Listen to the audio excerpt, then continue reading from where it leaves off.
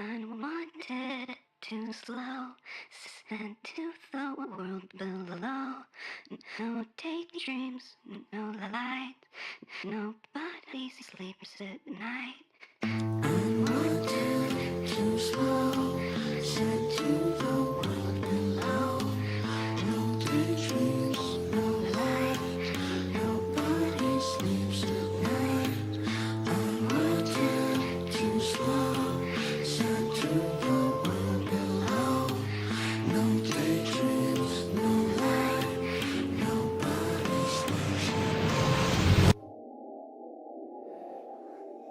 What's this?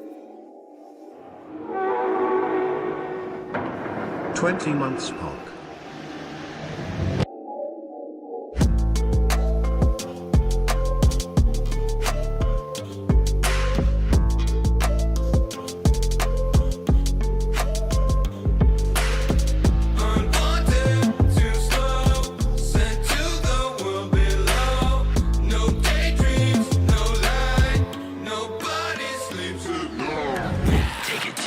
Fall into the deep end. Time to take control and show these fuckers what a beam. We've been dwelling here too long. Grab your piece and come along. Think it's time to sing our song and show these fuckers where they're wrong. Cause I can't stand it, can't manage the septic in my brain and how it's taking the advantage. The ones above will drown us out to make sure we don't make a sound. You hate it when I whisper, motherfucker, can you hear me? Scoot over at the table, don't you know we gotta eat too? We ain't asking either, motherfucker, better make let the chains loose now. How you feel about that? Shut the fuck up, we don't care about how you feel about that.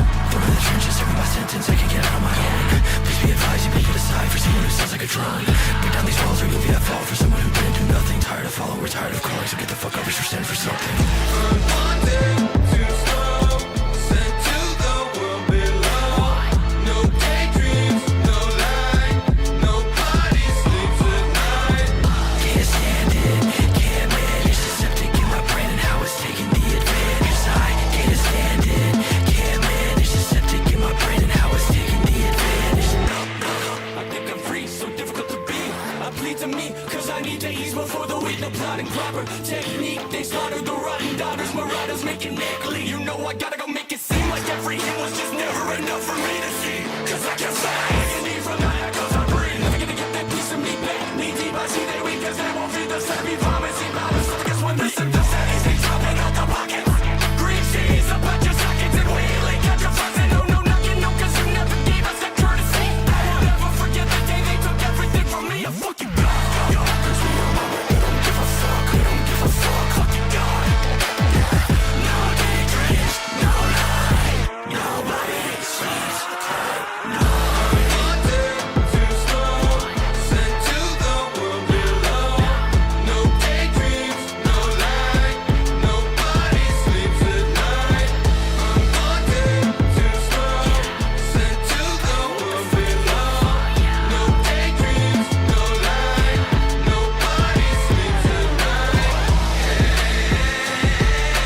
Hey, young bee, just fine. Chains loose now, how you feel about that? Shut the fuck up, we don't care about how you feel about that. Out of sight, chains loose now, how you feel about that? Shut the fuck up, we don't care about how you feel about that.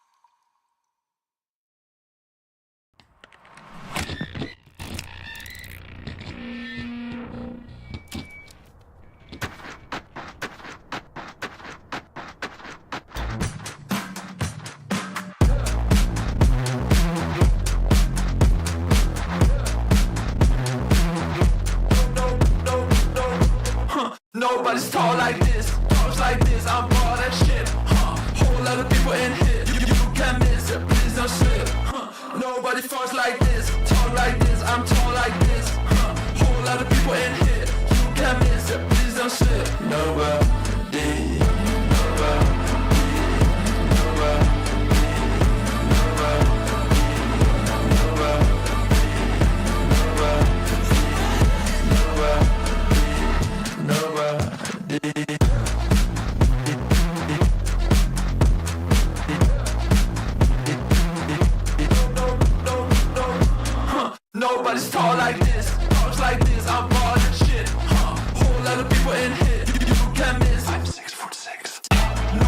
talk like this, fucks like this. I was broke as shit. Whole lot of people in here. You can miss it. Please don't switch.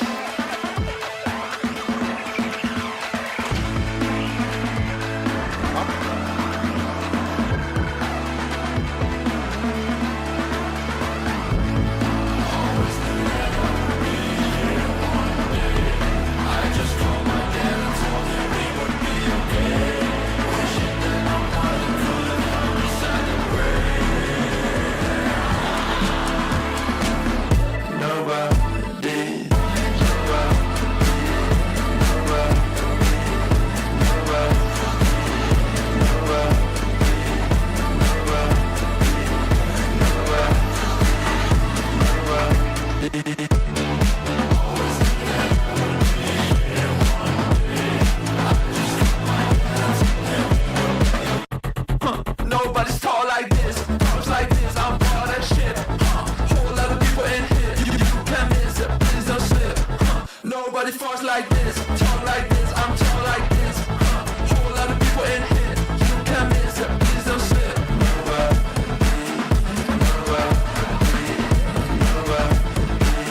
Nobody.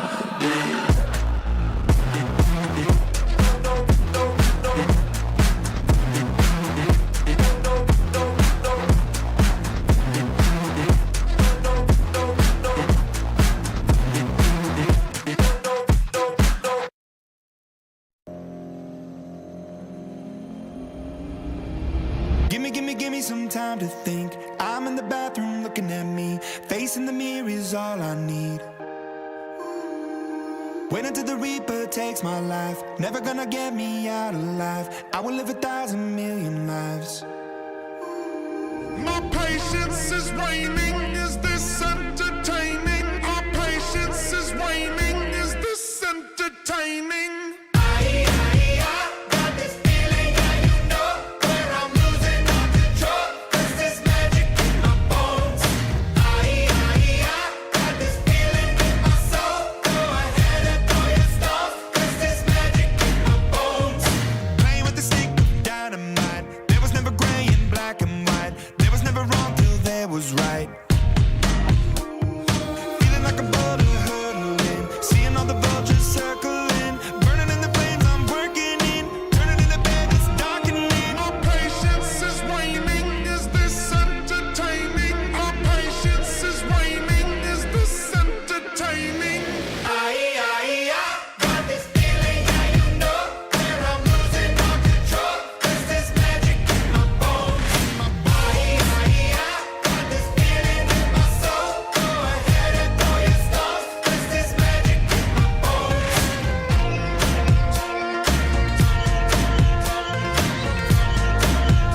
'Cause there's magic in my bones. Look in the mirror of my mind, turning the pages of my life.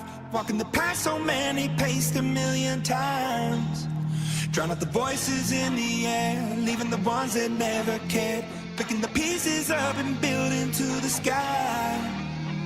My patience is waning, is this entertaining? My patience is waning. Is this entertaining?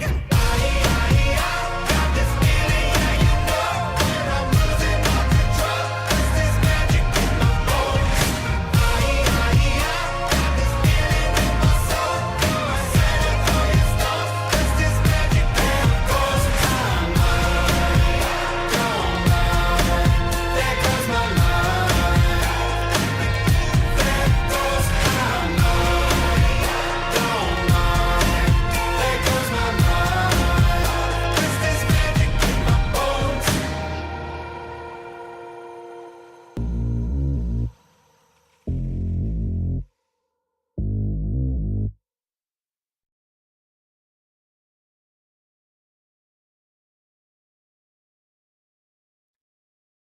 All right, gay boys.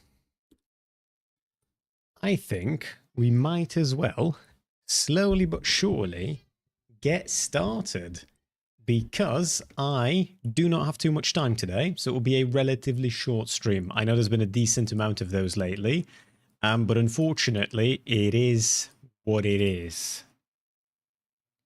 bear with me 2 more seconds, and you should not only be able to see me, but I'll find some lo-fi anime music to put in the background, and let us begin. That's a bit... Should be all right now.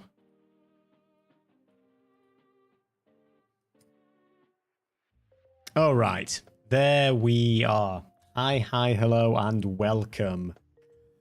Right off the bat, Stepan, thank you for the 20 months, my friend, and the subscription. Here's to another 20, my friend. I hope you are having a wonderful day. Diz, thank you for the 46 months. Ooh, bang. How are you doing? 47 months, actually. I cannot read, it would appear. How are you doing, buddy? Beansy, BB, I hope you are all having a wonderful day. On the docket, we've got a little bit of a spiff and a spat between Destiny and Hassan. It's to do with the DSA event that took place not too long ago, the one that Hassan wore a fucking Mao suit to for some reason or another that I am quite curious to discuss. Although, I don't have much gathered in the way of sort of showcasing bits and bobs of it, so we'll see. I know that Deepak has made a video on it, so we might end up watching that and just see where things are at. I have pulled up the video of Sneeko, the video on Sneeko by Willie Mac Show, but I do not know if we'll have time to watch it today because it is 40 minutes long. Like I said, it's going to be a relatively short stream, and I would much rather watch the video entitled "You've Been Lied to About Cave Women," because I feel like that's just... Whatever that video's about, I'm into it. You know what I mean? Like, I am ready for it. Just immediately, right off the bat. If I've been lied to about cave women, I want to know. I feel you, Liz. I feel you. 47 is the demon's number. Wait, is it? Is that a thing that I'm not aware of? That's new. I have posted the art in the channel, and yes, before we begin with the content properly... Oh, no. I was gonna say I have something to show you. I don't know if I want to do that anymore, actually.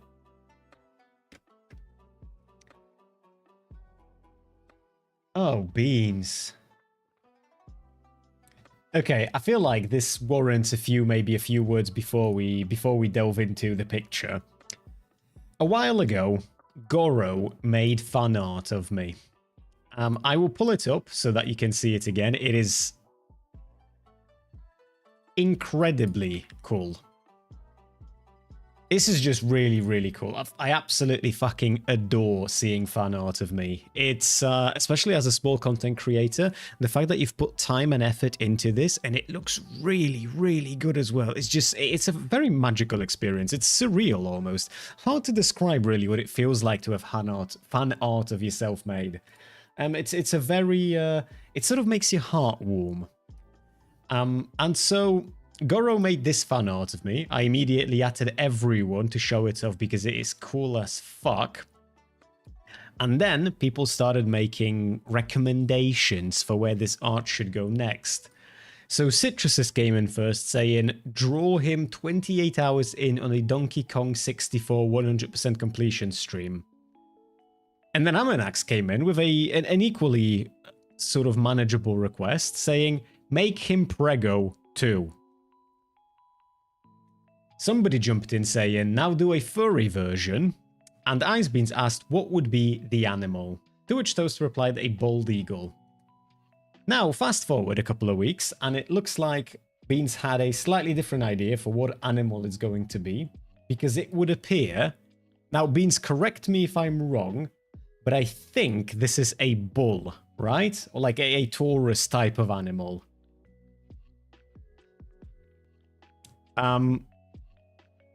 A European bison. Okay, so my fursona apparently is a European bison.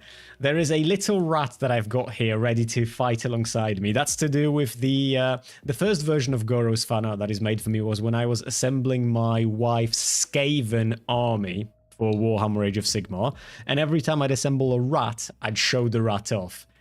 Which I'm guessing is also why I am a painter in here, because after I've assembled my rats, I got to paint them too. Jubr. Yeah. Oh, beans. I will say though, beans, I do actually quite like this. This is difficult to describe. I really like it though. It's just the fact that you put in time and effort into this deserves a commendation in of itself. But also the fact that I know, if you hadn't told me this is fan art of me, if you had just shown me this, I would know that this is fan art of me, because I feel like you've captured what you're seeing really well. You know what I mean? Hey Leonard, how you doing, buddy? I'll get to that video of yours, Leonard, by the way, most probably tomorrow, because I'm doing a shorter stream today, but I have seen that video that you sent me. I forgot to respond to it, but it is on the docket for tomorrow, my friend. Bell, yeah. Okay, and you've said that I can give my feedback on this as well, so like any requests as such, right? I'll be honest with you, though. I don't really know if I've got any. I think the fact that in your mind, my persona is a bison is something that I think I take as quite a big compliment, you know? There's just something about being associated with a bison that it tickles my masculinity pickle just the right way, you know? Hey Andres, how you doing? What you are seeing on screen is Ice Beans' fan art of me with my persona as a European bison. What a day. What a day.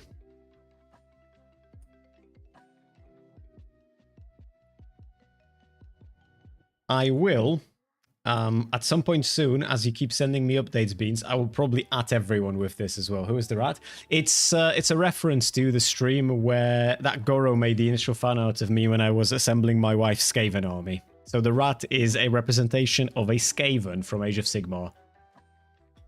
Which is very cute, actually. I really like this. Yeah. It's indescribably silly in the best way possible. Before we delve into the Hassan v Destiny drama, which I think might be the more discourse side of things, I think we might as well begin with You've Been Lied to About Cave Women. Because I want to know what the fuck I've been lied to about cave women. Jesus, Stepan, that's a... Was he only chasing after illegals? Was he not touching any, you know, anyone who was on the right side of the border? Was it like a strictly racist bison? Or was he trained that way by you people? And while you answer, let us begin with Paleolithic women. Hello. I've been told that my video needs more fun, goofy sound effects, so... Okay, I hope that was enough. This video is meant for entertainment and educational purposes and is 100% organic, AI-free. Back when I was debating on TikTok full-time, I would most often cover subjects that related to feminism and sexual dimorphism. For context, the debate topic was, quote, "Men are not inherently better leaders than women, and vice versa." The title of the live conversation was meant to push back against biases that often favored men in leadership roles, while largely excluding women. We usually call this phenomenon patriarchy. People would call in and argue that men simply possessed qualities that women did not, and that these qualities set men up from birth to simply be better leaders than women. One of the ways I debunked these arguments was through presenting evidence of egalitarianism within prehistoric hunter-gatherer societies, particularly that of Paleolithic Homo sapiens. I think in order to dive into this topic correctly, we should prepare... I mean, it's a grim idea, right? The notion that there's a bison that's chasing after illegal immigrants in order to presumably inflict some kind of damage on them. But that must have looked really cool. Hey, Kshitsky, how you doing, buddy? Been chilling? That's what we like to hear. How's life? How's everything? With a bit of a biology lesson on primates. There are, as of this moment, around 20 different confirmed species of the genus Homo that have been identified by researchers. I think you'll find there are at least 21 species of Homo. And the last, the 21st that she doesn't know about is my Twitch chat. I don't have the boom sound effect anymore. I keep forgetting to add it to my stream deck. Imagine the boom sound effect. Boom. Hey, Monolith, how are you doing, buddy? And hey, Crobo, how are you? was protecting this territory. Yeah, but I mean, it still has to look cool to like observe an animal like that in action, you know what I mean? Confirmed species of the genus Homo that have been identified by researchers. Homo erectus, Homo habilis, and the very popular Homo neanderthalis, just to name a few. A lot of people have this really interesting concept in their head of a very popular graphic made about evolution, where an ape-like figure faces sideways, walking straight, eventually after many millions of years turning into a modern man. This is not how evolution worked at all. I cringe sometimes when people speak about the missing link as if human evolution was one long chain. In reality, it's more like a massive, forever growing family tree. There were multiple species of human all walking around the Earth at overlapping points in time. Within the last 300,000 years, several human beings have coexisted. Neanderthals and Homo sapiens being probably one of the best and most well-documented examples of this. None of these species show evidence of formal hierarchies like that of chiefs or kings or queens or monarchs in any way. We have evidence that Neanderthals in particular cared for their sick and injured. Fossils show individuals surviving for years with severe disabilities, which likely means that the group was supporting them, showing a very clear history of collaboration and communal care rather than necessarily overt dominance, but we'll dive deeper into that in a moment. Let's Almost the opposite, Monolith. I am doing all right, just very, very busy. That's why I'm doing a shorter stream today. Got a lot of work stuff to get to tomorrow, and then hopefully I can do a proper stream for us tomorrow with a lot more content. And for now, we're watching a video about how we've all been lied to about cave women. talk about Hell yeah, bonobos. Crobo, hell Bonobos yeah. are more sexually dimorphic than human beings, but have female-led egalitarian societies. The males tend to weigh about 20 to 30% larger than the females. The ladies tend to gain dominance by forming strong, cooperative bonds and acting as coalitions to fend off the angry males. Hell In this yeah, particular communism. structure, high-ranking females often control key resources like food and shelter, and they also influence group dynamics. Chimpanzees, on the other side, have male dominance hierarchies that are significantly more reliant on physical strength. Jane Goodall, rest in peace, Queen, is the woman who discovered that chimpanzees live in complex patriarchal societies with strict, often violent, linear hierarchies. Alpha males maintain power through stuff like calculated aggression, strategic alliances, and of course, intimidation. Humans are less dimorphic than both chimpanzees and bonobos, so why do we assume You never want to be reborn as a chimp? If I could be reborn as one of these, I would want to be a gibbon. Have you ever seen a gibbon run? Hold on, let me see if I can pull up a video of a gibbon running. I would love to be a gibbon. There is something about gibbons that is just insanely fucking cool to me.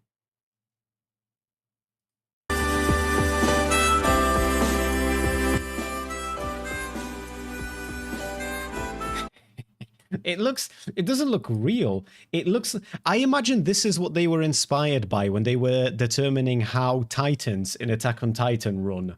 Look at this. Look at these gibbons.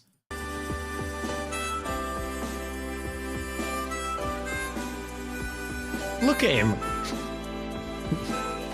Why does he do that then?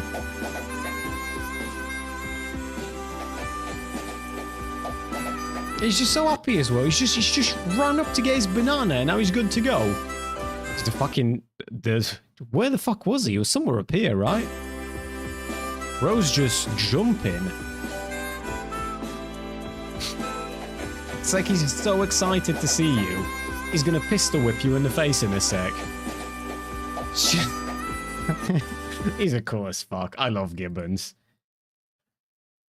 Gibbons look like they know something you don't and they grin. I imagine they know a lot that we don't, to be honest with you. Bonobos are great. They solve everything through sex. I could be a bonobo as well then. But I feel like I would prefer to be a gibbon. Always getting intelligence mocked by an octopus. Octopuses are kind of boring though, you know. Gibbons are where it's at. Yeah, that's a live recreation, Leonard, of how a gibbon runs. dominance is natural. We share approximately 98.7% of our DNA with both chimpanzees are and Crobo. bonobos, making them, to an equal degree, our closest living relatives. So just to recap, chimpanzees piloting the tend to plane, be BB. patriarchal through violence, bonobos tend to be matriarchal through female coalitions. But humans do something wildly different, called reverse dominance hierarchy. Christopher Boehm, in his book Hierarchy in the Forest, The Evolution of Egalitarian Behavior, describes how Paleolithic groups prevented anyone from accumulating power. Instead of the strongest bully rising to the top, like in chimpanzee societies, the human coalition would actively suppress these aforementioned bullies. If someone tried to Based. boss people around or hoard resources, the group had tools like mockery, ridicule, refusal to cooperate, social Based. shaming, and Oh, do you know what this reminds me of? I would need somebody who's good with biology in here, though, and I think that many of you are just as fucking stupid as I am, which makes it difficult to discuss any remotely scientific topics, because we just ain't equipped for it, chat. I remember, because you know I'm obsessed with zombies, right? And I, in my heart of hearts, believe that one day there's going to be a zombie apocalypse. And so now and then I read about how to prepare for a zombie apocalypse. And I remember reading a fascinating, genuinely scientific article. Now, to be fair, it wasn't about zombie apocalypse per se. It was about some other sort of species-ending type event. And apparently, when shit gets real bad, it never goes for humans like it does in these, like, zombie apocalypse TV shows and movies, which, to be fair, they are TV shows and movies, so not exactly sort of where you go for realism. But you know how in those TV shows, there's always like the overarching theme of the real threat are the other humans, and it's the other humans that you need to really look out for because they will steal and they will murder, and you can handle the zombies, the predictable zombies, but the human is where the true malevolence lies. Apparently, in real life, where bad shit happens to a bunch of people, to a lot of people, where it's like a sort of like a apocalypse adjacent type of bad shit, people get real fucking cooperative with one another, like ridiculously so, apparently. Where I think, if I remember that correctly, I'd need to dig up where the fuck I've read that, but I think I remember specifically saying that like people let go of a lot of biases that they might have otherwise had as well, where it's like people stop caring about so much shit they cared about before, and it's just literally like we're banding together just to live through. I am decent in biology, Chris. Hey, Crobo, maybe you know what I'm talking about then. If you're a science nerd, do you know of any papers or anything like that which describes like this phenomena of people working together in a sort of like an apocalyptic scenario? Hey Ray, we are watching a video about how we've all been lied about cave women. True, BB. I'm with you. I'm with you on that one. He doesn't even know I'm an animal scientist. Yeah, but Salty, the real science is figuring out how the fuck you people got Trump elected twice. But also, I would like to know this apocalypse shit. Most media portray humans like we're all monsters on the inside. Yeah, it's, I think if a zombie apocalypse hit, we'd all just work together really well, and that zombie apocalypse would fucking go nowhere. There's like a non-zero chance that the scientists serving the powers that be have already figured out quite a few different zombie viruses, but like they always saw that shit out. extreme cases where someone became genuinely dangerous, the group could collectively decide to exile or even execute them. Humans prehistorically did not favor having one singular leader in the band. Large decisions were generally made by consensus. If the group needed to figure out where the best place to— Oh, Crobo, sorry, I didn't realize you were gonna try calling me. Mind if I join VC for a sec? We can do one of two things. You can either join VC, but that'll be through Discord. I'll jump in streaming voice. Right now, but it will have to be quick because I don't want to delay this video too much by getting distracted by a zombie apocalypse. Or if you want a proper call in, you can wait until we're done with this video and jump in then. What would you prefer? find ripe fruit was, or what time of day would be optimal to burn down a neighboring forest, those discussions happened collectively. Someone with expertise, someone who knew the trails, the seasonal patterns, where the fruit trees were, might have had influence in that moment, but they couldn't command. I want to note here— I mean, that makes sense, right? You would probably want to work together on that shit, especially if you're going to be burning people's forests down. Alright, Crubble, dragging you in. Hey, buddy. I'm in. You're in. Cool. Urine, yes. Piss. How we doing? I'm doing pretty good. How are you? Not bad, not bad. You wanted to jump in about the shit that I was talking about people cooperating when shit hits the fan. Yes, there is a reason why we do it. It is because we are social creatures, kind of like dogs in a way. We are built because of our intelligence and how it works. We need that intelligence, but we're only smart if there's only like a bunch of us. Which is ironic because nowadays we are stupid when there's a bunch of us. Well, nowadays we don't have any like real crisis, presumably, to sort of band us together, right? It's just a lot of distracting shit and sort of bad shit, but nothing sort of like a zombie apocalypse, I think. That makes you find friends. The closest thing we'll have to that is hurricanes and natural disasters. Because around here, when the best thing I could explain it is when Hurricane Helene hit, or Western North Carolina, Appalachia in general, the communities, even though we had no way of like surviving, we had help from like Freemasons, church groups. Everybody was helping each other, and it really made me think about there's an advantage to protecting and raising people up to be like a standard everyday citizen than there is to just be abusive and hateful and survival of the fittest type shit. Well, yeah, I mean, hurricanes in particular are probably a good example. Yeah, I completely forgot about natural disasters there for a sec, because I was thinking about, more realistic shit like zombie apocalypse. But yeah, I was curious because I remember reading some scientific paper specifically about that a while ago. I can probably look for it a little bit later. Although I think I've referenced it like 3 times now, and I've never gone to actually look for it. So odds are I shan't do that. Like there is a bunch of like National Institutes of Health, like at the .gov, places like that. Everybody is, as a species, we're an anomaly. But we're also the weakest species in the long run because we do not have brute strength. We have our intelligence and our ability to learn, and that's the only thing that makes us different from every other animal. When in reality, we're figuring out that that's not necessarily the only unique thing we have. In reality, we are very weak alone, especially during like when we were first coming up as a species. Like, we could have been taken out easily, but if it weren't for our ability to learn and like realize, oh, we need each other, we would have been fucked. Well, yeah, but I think that's part of the point that she's going to be making in the video, or at least part of what she's already said, is that like there were a lot of different sort of branches under the umbrella of humanity, and we've sort of a lot of them did get fucked in the end, but we've managed to push through. The fact that we pushed through is a big like step in evolution. But yeah, sorry, no, you're all good. Sorry, I was just answering in chat. But no, it's all good. I appreciate you jumping in. And if you want to do that again, then by all means, I'll be here. Just let me know because I don't always pay attention to my left monitor where the Discord's at. It's okay. It's okay. I'm not here often because I'm busy, but I did study a lot of biology, mycology, microbiology, herpology, shit like that. My main study is with reptiles. I'll keep that in mind. Is with reptiles. Yeah. So. Yeah, the reptiles don't come up that often, but it's good to know that we've got a biology guy that I can bounce things off of. Yeah.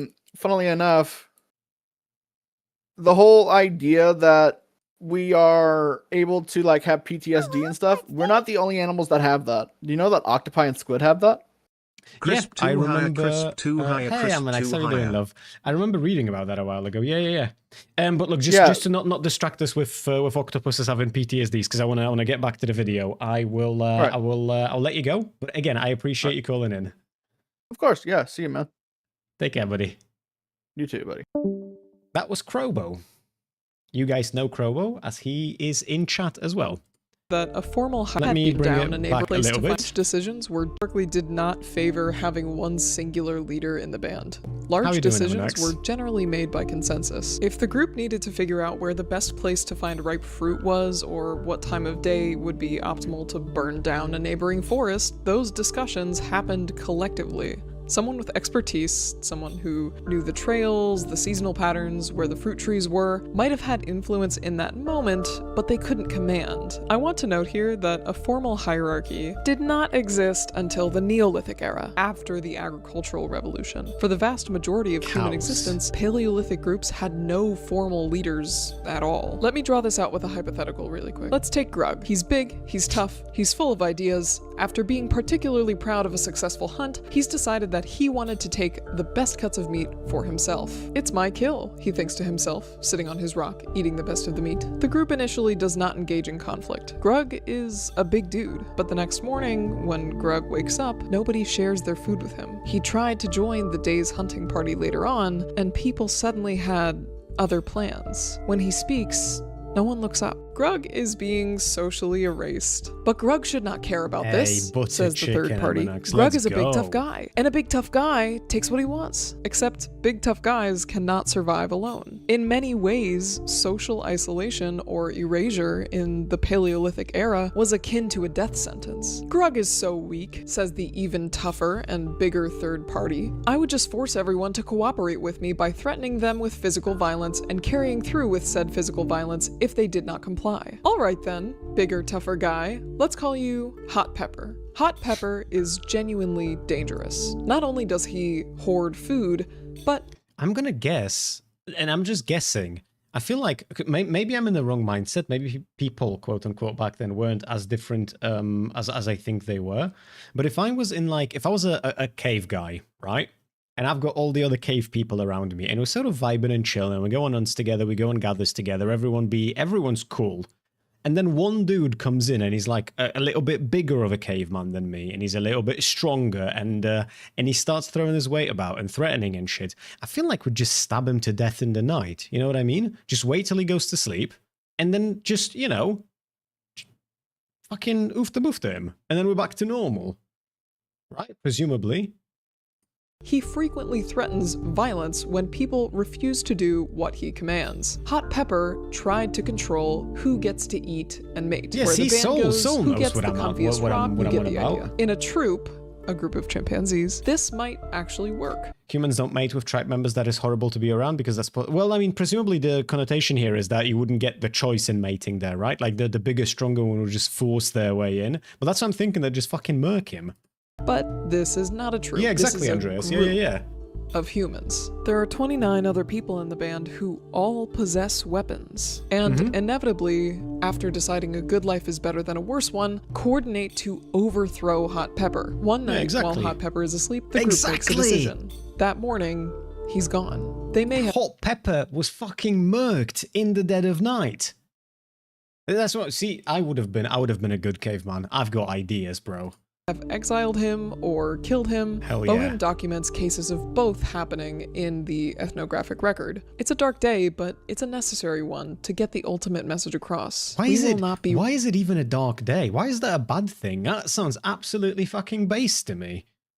ruled. What does a cave woman look like in your head? Is she carrying anything? Where is she? What is she doing? If your answer was anything along the lines of holding a baby on her hip, staying near camp, and gathering berries, I was thinking she goes around with a rock and then just like smashes people with the rock.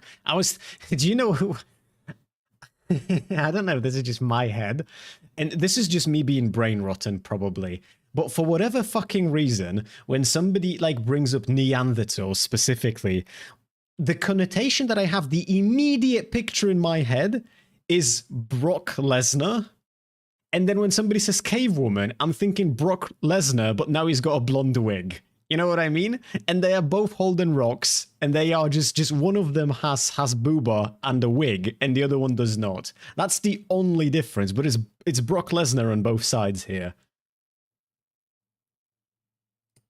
you are likely part of the majority of people who have been fed the biggest, most popular lie that we call Man the Hunter. The Man the Hunter Symposium was a sort of conference held in 1966 at the University of Chicago that gathered a group of anthropologists to discuss human evolution. The symposium's core argument was that hunting large game was the defining human behavior that separated us from all the other primate species. They claimed that it's what made us smart and creative and capable. Because the assumption was that only men hunted, their conclusion was that male behavior specifically drove human evolution forward. The conference proceedings were unfortunately published in a book in 1968, quickly becoming the dominant framework. I do wonder, out of curiosity, how many women there were at that symposium. Work in anthropology for many decades, often even bleeding into modern conversation about our Paleolithic ancestry. Museums based their exhibits around it, textbooks taught it as fact, and it shaped everything. But they literally had evidence at the symposium that There were only 4 or 5 women among the roughly 75 participants at the landmark 1966 Man the Hunter Symposium at the University of Chicago, heavily skewing the event's perspective towards male-centric roles.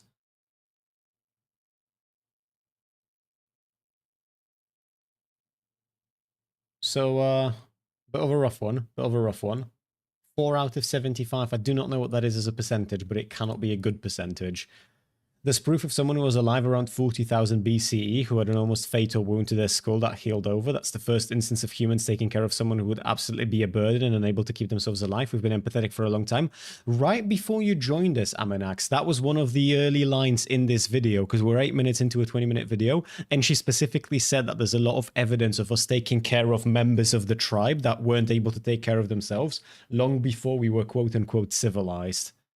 Contradicted their own thesis. Richard B. Lee, one of the organizers, presented data showing that in contemporary foraging societies, gathered plant foods made up about 60 to 80% of their diets. Hunting contributed less, but they doubled down on hunting as the master behavior pattern of the human species, leaving women's labor to be briefly mentioned and referred to as support work. Gathering was viewed as an unskilled, simple, almost mindless behavior that anyone could do. I don't get why that's the case. I feel like if you gave me a spear and pointed me in the direction of the nearest, like a nearest boar, for example, I don't know if I'd win against like a wild boar, right? I'd probably get fucked up, actually. But if there were 5 of us with spears, that boar would probably get absolutely fucking annihilated. But you send me to a forest to forage for food, and I'm probably going to bring back a whole bunch of shrooms that, if you ingest, will fucking kill you. I can't gather for shit, but I can do like the mechanics of hunting something down as long as I know more or less where it is. The boar can run. I will outrun it, BB. I move like Jagger, bro. You've no idea. Hunting, well, no, of course hunting is incredibly complex, but I'm saying the mechanics of it, like once you are sort of face-to-face with a thing, is probably significantly easier than if I was to start foraging for eatable food. Actually, probably, because I'm assuming, again, I don't know much about history, right? But I'm assuming we've learned what food we can eat and what food we cannot eat by observing what food animals eat, right? Presumably. A boar won't run at a pack of humans. I will outrun it. I'll be behind it when it turns around, and I'll say, "Nothing personnel, kid," as I plunge my spear into its underbelly. I'm telling you, BB, I'd be a banger of a caveman. With a baby on their hip. The ideology behind it tragically became the foundation for decades of bad science about gender and human evolution. When we reference gathering, for some reason, many people have this concept of a woman very delicately picking berries on a clearly lined path in the forest. It's just so strange. Gathering required a generational, encyclopedic amount of knowledge of hundreds of plant species. Is this mushroom going to make me have nightmares, or will it simply pair well with my fish? Has the fig tree I saw 2 weeks ago started to bear fruit, or should I wait a few more days before making the trip out there to pick some? A well-informed, well-trained gatherer can feed more people for longer periods of time than the most skilled hunter. Not to say that women did not hunt, or that men did not gather, they did, but we'll get into hunting in a moment. That meat that you caught yesterday will unfortunately make everyone sick when it spoils next week. But the quinoa I harvested 5 weeks ago is ready to cook and consume whenever. Oh my god, now my child is sick. Well, I know a spot that has penicillin mold that I can make her chew on that will stop the infection. There are real examples of that, by the way. There's a DNA analysis of 50,000-year-old dental plaque from Neanderthals in the How the fuck did people 50,000 years ago figure out that you can chew on a shroom for penicillin? Actually, maybe it was much simpler than I'm thinking, because they probably didn't know what the fuck a penicillin is. They probably just knew that if you chew on that shroom when you're ill, it might make the illness go away, right? Presumably. I'm guessing.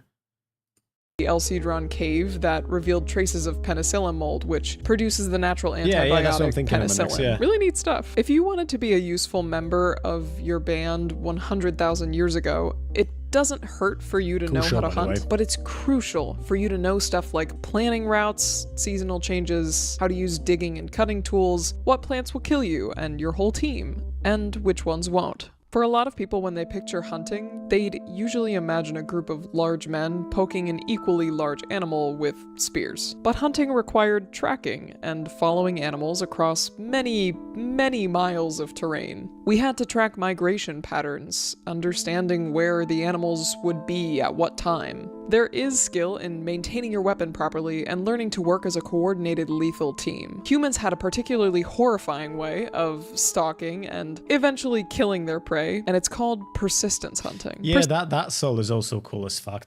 Just the way how they figured so much out. And now I have my computer to play on. All thanks to them.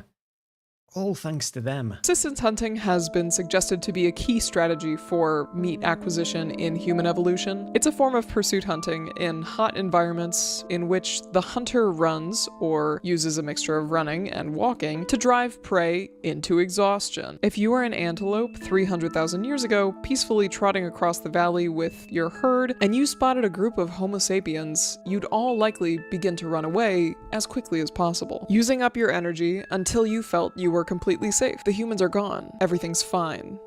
For an hour or so. Suddenly you see them again, and now you need to run again. You're getting a little tired now. Usually predators don't follow for this long. That was me, BB. Well, you've run about 15 monkey. miles now, and you're much, much faster than them. You're definitely safe now.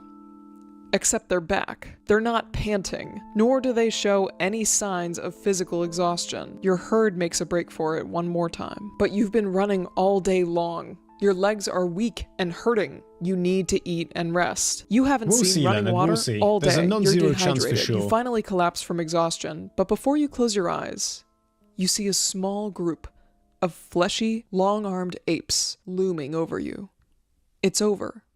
You've lost. This was never really a solo effort. Persistence hunting worked because humans, men and women, coordinated with each other consistently. There is no evidence that this was an activity exclusive to males. The physical demands of persistence hunting generally favored endurance over raw strength, and women's bodies are built for endurance. The qualities that made someone good at this type of hunting were never truly about being the biggest, toughest guy. They were always about stamina, coordination, and the ability to keep moving for hours without overheating. If you send one strong guy out alone, he might get lucky every once in a while. But sending a coordinated group with good endurance, you could eat meat regularly. Of course, our ancestors chose the most efficient strategy. So we've covered hunting and gathering. Now I want to focus on what women actually did all those thousands of years ago. Really, it's not too different from what men did. We have evidence of female hunters all across the world. They've been dug up and found with big game hunting tools and injuries that suggest that they were out hunting almost as much as men were. One of the most notable instances we have is that of the teenage hunter from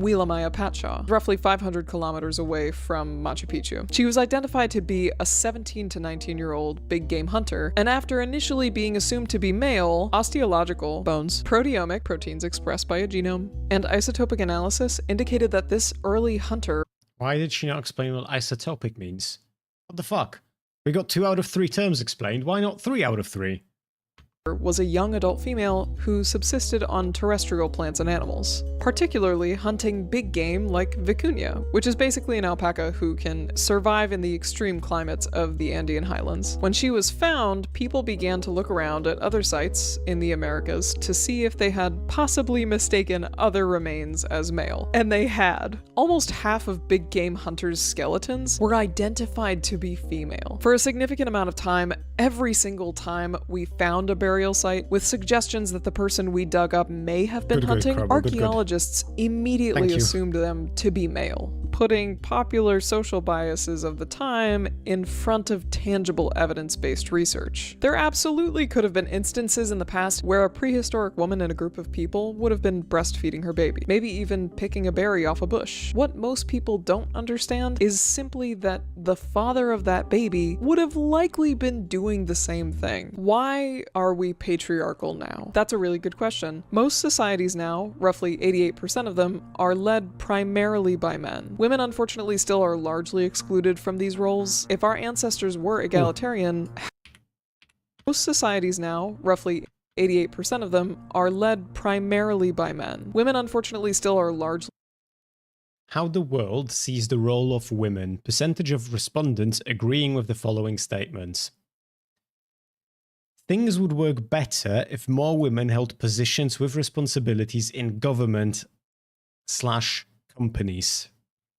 So if I'm reading this right, 34% in Russia agreed with that. 34%, 79% in India agreed, 72% in Turkey, 69% in Brazil. Am I reading this correctly, or am I...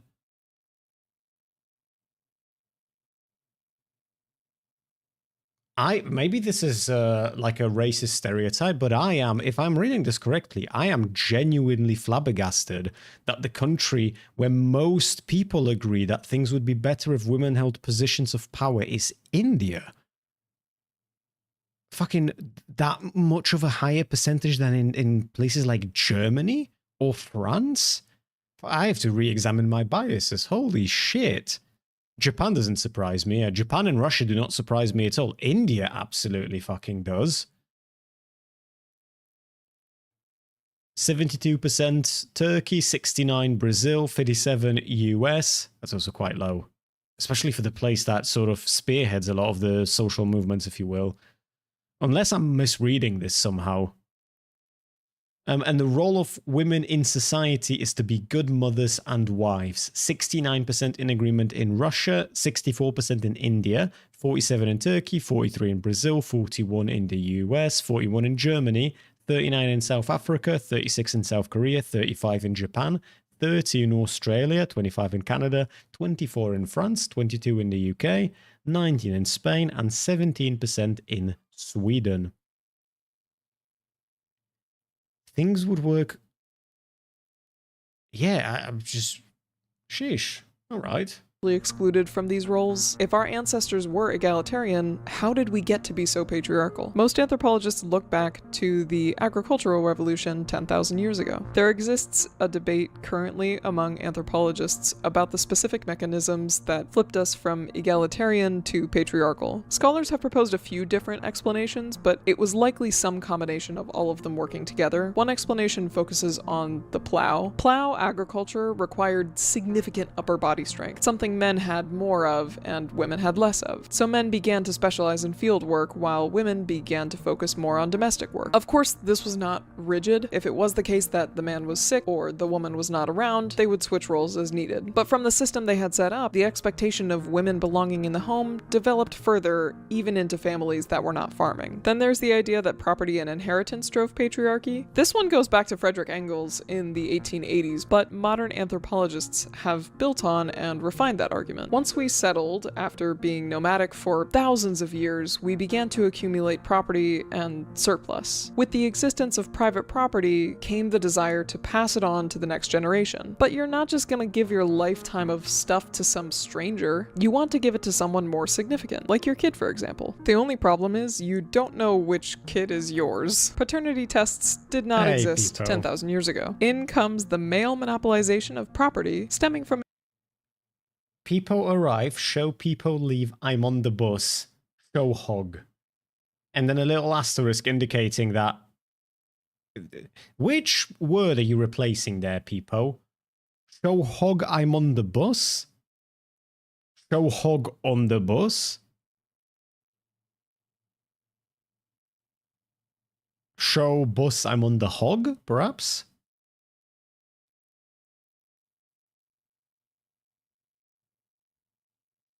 That makes sense, actually, Amanax, wouldn't it? Yeah, because menstruation for you guys is... I don't want to say it happens on the clock, but it's certainly a tool that you could use to measure the passing of time. I don't know if we have an equivalent.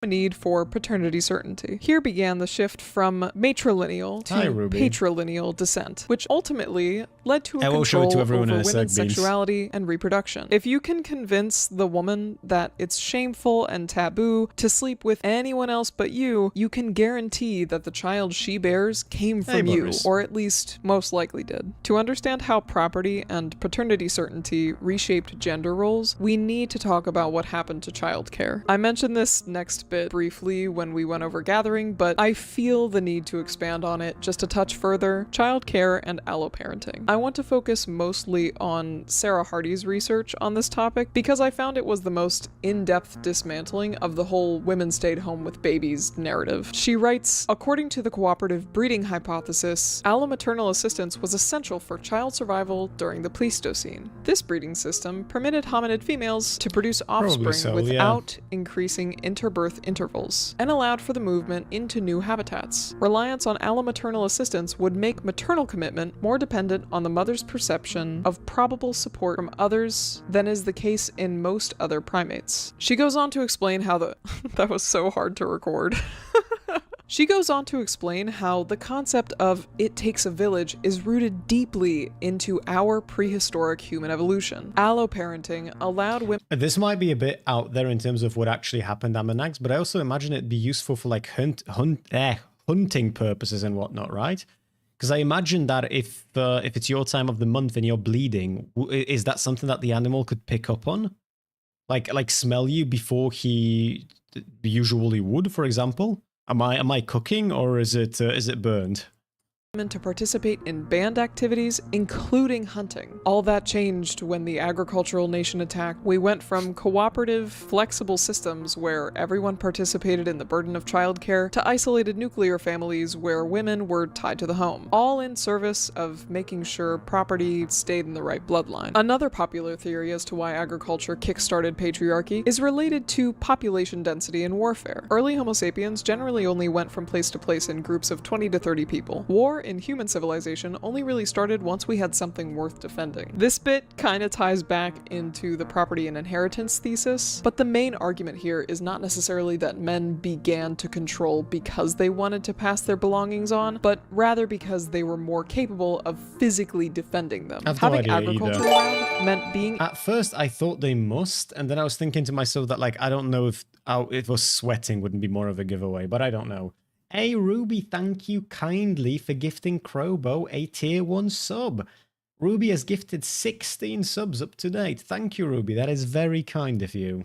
Able to finally sustain higher population densities. More people meant they could cultivate a fixed territory, which led to increased intergroup conflict over resources. Ladies, we are very strong, but due to thousands of years of sexual selection and intrasexual competition, males tend to be about 6 times stronger than women. While we are able to keep up with them for endurance hunting, combat without the use of weaponry tends to favor men. This skill was far more useful for guarding the food, the buildings, and possibly even the women, which, if the theory of property and inheritance... 6 times on average? Yeah, it's very, the difference is quite ridiculous. That's why there was a trend a couple of years ago where people were like almost denying that being the case, which was just such a weird hill to die on. is correct, were also at the time seen as property. Military prowess became a pathway to political power in this thesis. Theory number 4 ties back into caloric surplus and specialization. Let me know if you can guess the theme of the Graybles at the end of the video. Agriculture produced a food surplus for the first time ever, as discussed in previous theories, which freed up some people from food production. You don't want to work the land all your life? Well, you can let someone know how much wheat they can get for 2 dozen eggs. Now all of a sudden we have bankers, priests, administrators, and directors of first impressions. We have it all in our... My strength does not help me so much whenever ladies sit or step on me. I would wager that it actually does, right? Because otherwise it'd be more painful.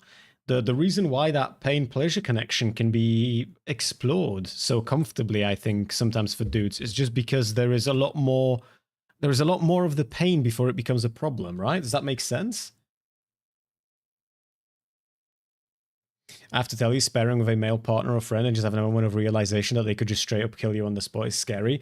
It is. I genuinely, every now and then we cover some kind of a topic that makes me say again that like the bravery of women is like cannot be understated.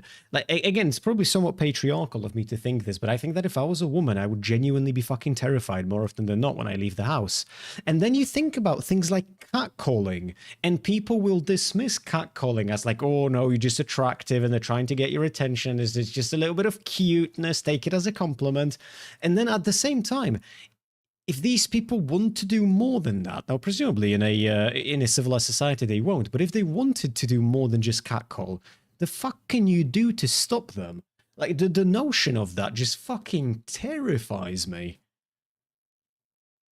It really, really does. It's fucking rough out there for you guys. It's I tip my hat. I tip my hat to you being as competent in everyday in our society in general when there's like this looming threat, and it's always the worst kinds of people that will use that threat against you as well.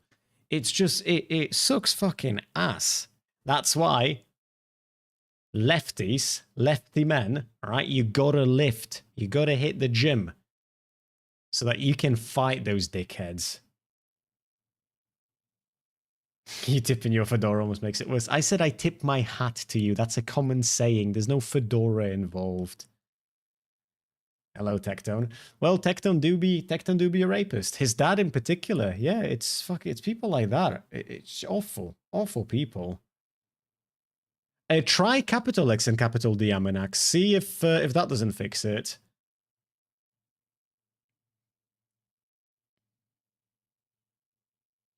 If I were an evil billionaire, I'd use my wealth to corrupt drinking water full of chemicals that turn women into what Fuma Kotaro from Tenkaichi looks like to correct this. I need to Google what Fuma Kotaro from Tenkaichi looks like, because shit, I understand the desire, but corrupting water supply is bad, Goro. Bad. The XDDing emote is so good, though. Civilized society. Like, Those come roles on. were monopolized by men, and therefore went on to formalize male authority. I have to be honest, this is one of the weaker theories, mainly due to the fact that there is some circular reasoning happening within it. Men held power, so powerful new roles went to men, but they're not able to explain why the role of a banker would go to a man in the first place. Not my favorite, so we won't spend any more time on it. We have been egalitarian for about 95% of our existence on this earth. For the most part, we did not have formal leadership. What should it look like? It should just look like XD without any emotes, without that emote. It should just be the letter X and D. There should be nothing more to it.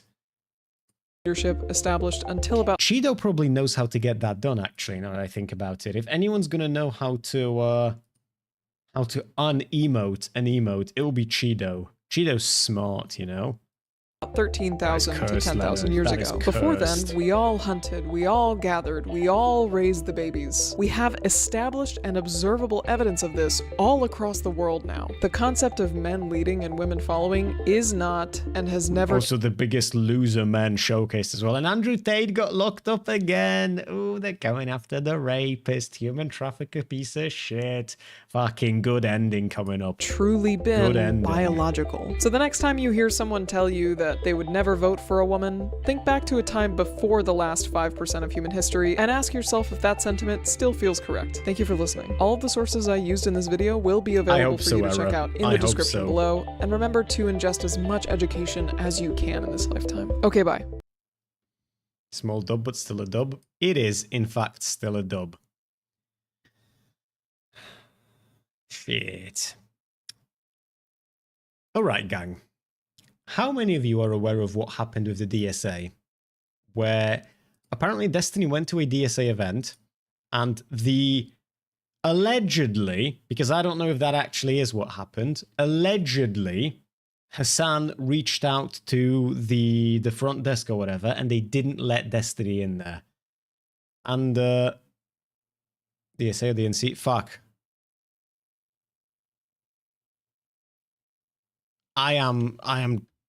I think I have it, fuck, do I not have a... I am having a moment.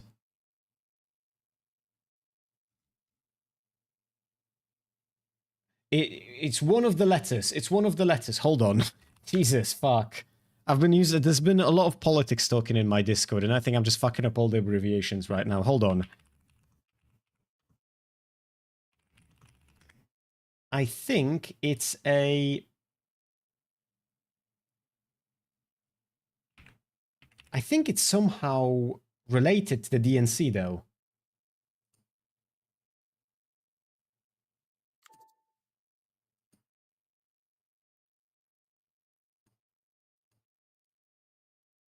I don't fucking know.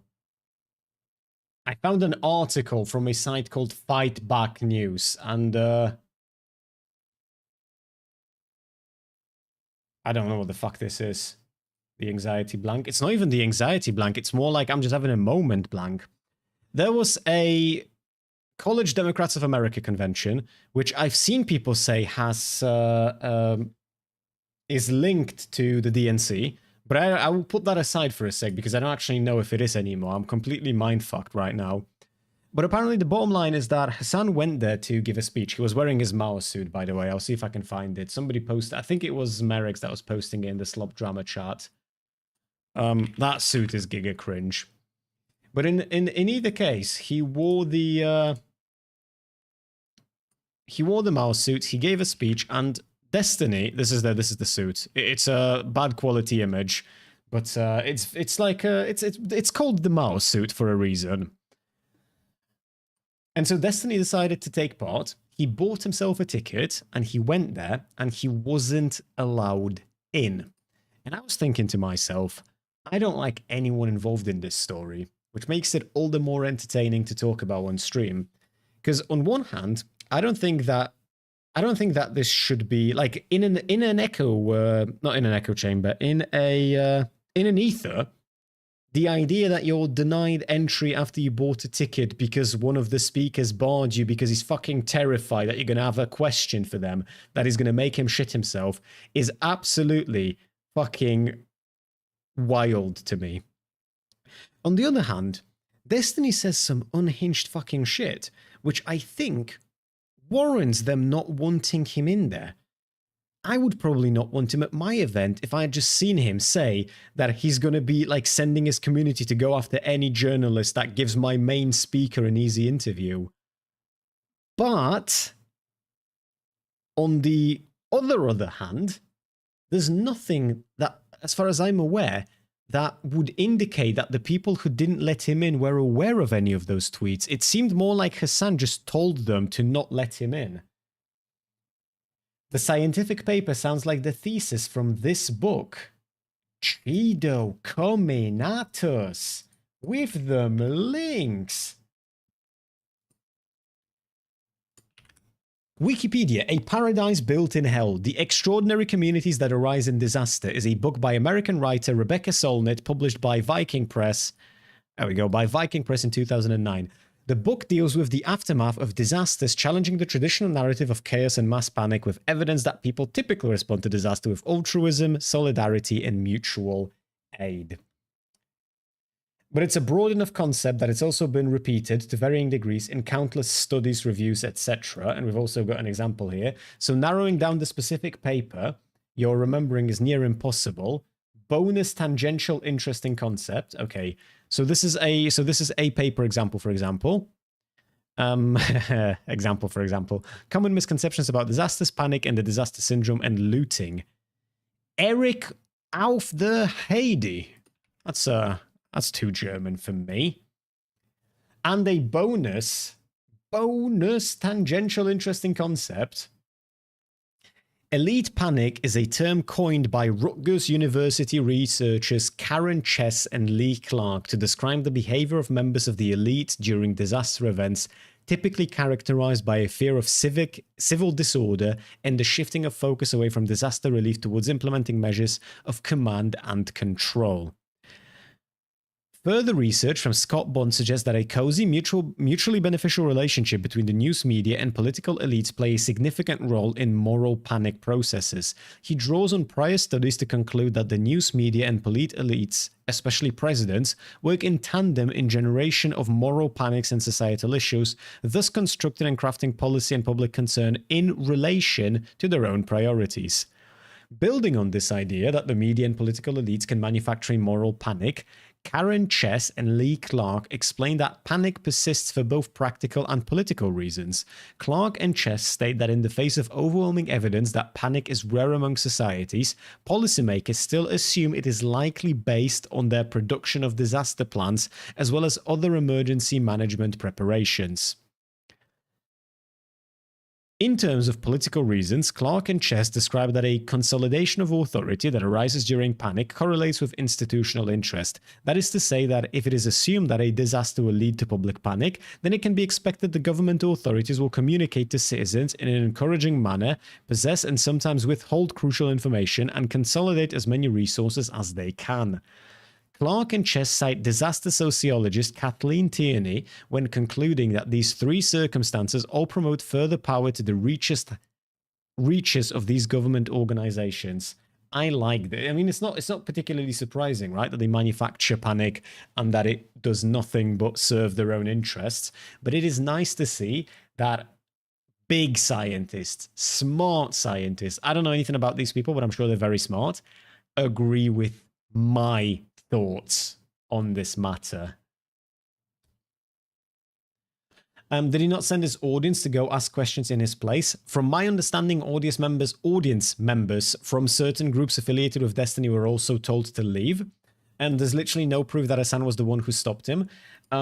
As far as I'm aware, that's the case. I don't think there is any proof. I think that there is a conversation that he had with the front desk man.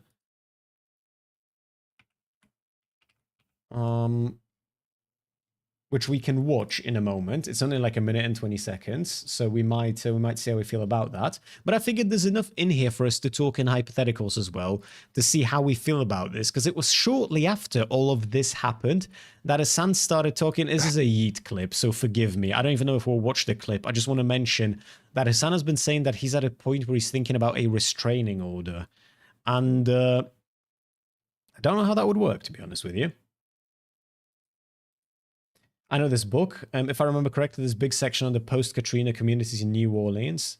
That would make sense, Leonard, right? Because with hurricanes that you guys get, that's probably the closest that we can get to testing out this hypothetical, right?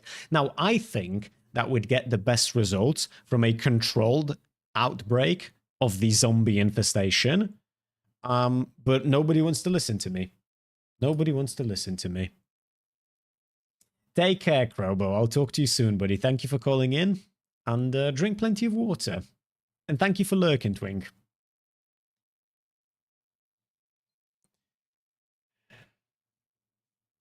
That notion is sometimes linked to polishism, that we come together during trying times and then hate each other again when the peace comes. Yeah, but to be fair, Amanax, our country in general can be a very good sort of room for experimentation, because we have people in Poland are insanely propagandized.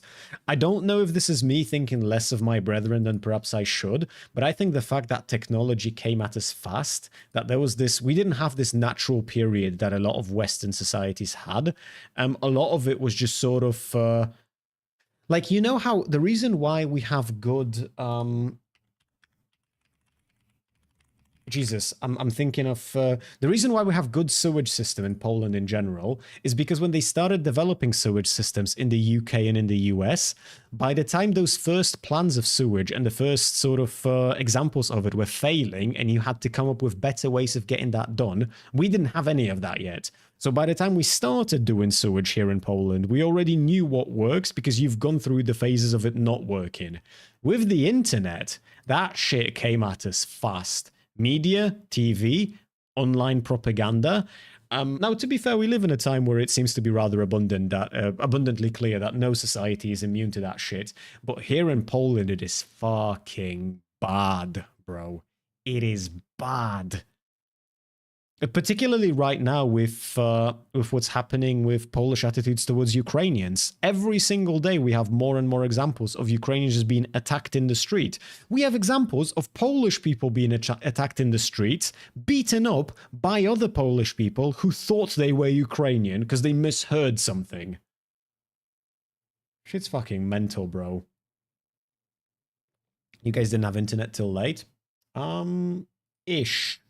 I don't know if internet was particularly late here. Computers were, though, because computers are expensive pieces of technology, and it took a while for us to catch up with all that shit. But sorry, to go back to Hasan, I'm just curious where this will go, because I think it went nowhere.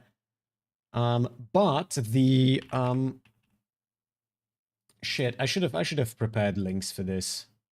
To be fair, I was going to cover it properly tomorrow, but I'm doing a shorter stream today, so I figured I can wing it, because I probably have people in my audience who followed it happening. Actually, hold on.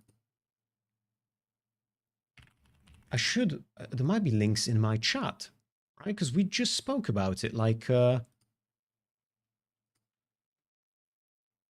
we just spoke about it in Slop Drama chat. Slop Drama chat is a cool chat.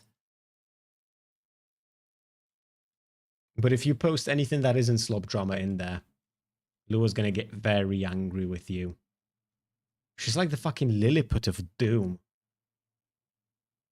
She's genuinely bloodthirsty. Oh, I've got a better picture of the fit that Hasan wore to that event. It's, I mean, bro. At some point...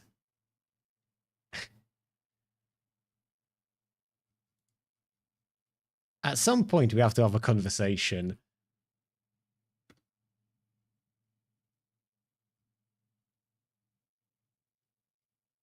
Why can I not find that DSA post? I'm having a moment here. I am fucking helpless without the word Cheeto. I swear, sometimes it's fucking rough out here.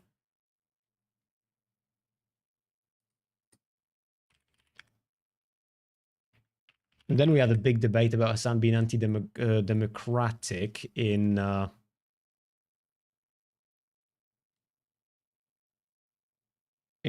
Discord. That was quite fun, actually. Ah, found it. Ish. Okay, so this is the conversation between... I have it in written format. The conversation between Destiny and the person who refused him entry. Hasan is so swagless. He unfortunately is. It's quite rough. VP, are you Destiny? Destiny saying, yeah, online. VP, we are not letting you in. Why not? We're not letting you in because we're worried about you causing a problem. Destiny, causing a problem? How? VP, we're worried you're going to yell some shit towards Hasan. We're not. I'm sorry. Can I get a refund for my tickets? Yes, we'll give you a refund. I'm sorry. How can I not get in today? It says parenthesis, I thought you were Democrats. I'm guessing he might have said that under his breath. I'm not sure why that's in parenthesis. I'm telling you, you're not going to get in. I'm telling you, you're not going to get in. That's wild. I know it's wild. For a guy who doesn't support the Democratic Party or whatever has priority, or I'm not engaging in this conversation, okay, I understand. Is there anybody ahead of you or anybody above you that I could chat with this on? I am the National Vice President of the College of Democrats of America. Okay, can I ask you for the president? Yeah, but she trusts me with everything, so yeah. Security? Okay. Security? Okay, we can walk out, man. We need these folks to... Okay, you can chill. I'm guessing MO is Mr. Mooten. VP, please walk out of the building. Person 1 so unnecessary, bro. VP, this isn't. MO, we're gonna walk, man. Destiny saying, yeah. P1, good job. You did it. Thank you. And he was presumably given a refund, which I think is the smaller part of all of this. I know that Deepak spoke about this. Watch the whole video, listen to the whole segment before you send me hate mail. The VP sounds like a cook. I think the organization came forward with a tweet. I need to, I'll see if I can find it. Hassan talks more about how he hates Democrats. I honestly, I don't like Hassan. And I know that Destiny says that he supports Democrats, and I know that there are examples of him doing it too. But these people also play it fucking strange at times. Like, I remember Destiny talking about not supporting Mamdani, and that's a Democrat. I remember Wick shitting himself when Biden stepped away in favor of Kamala Harris. When Wick started talking about not voting for her. No, they did in the end, right? So it's fucking, I want to say no harm, no foul, perhaps. But it's just like the vote blue no matter who people are not very vote blue no matter who when it comes to voting blue no matter who, you know? Both are bad optics to hang around. That is absolutely fucking true. But that's sort of the bit here that I'm particularly interested in, because I want to hear your thoughts on it. Because if I was organizing an event for Democrats, I don't know if I would let either of these people in. But I do think that if I wasn't going to let Destiny in, I definitely wouldn't let Hassan in. And I'm curious where you guys stand on this. Just genuinely curious about your thoughts and feelings.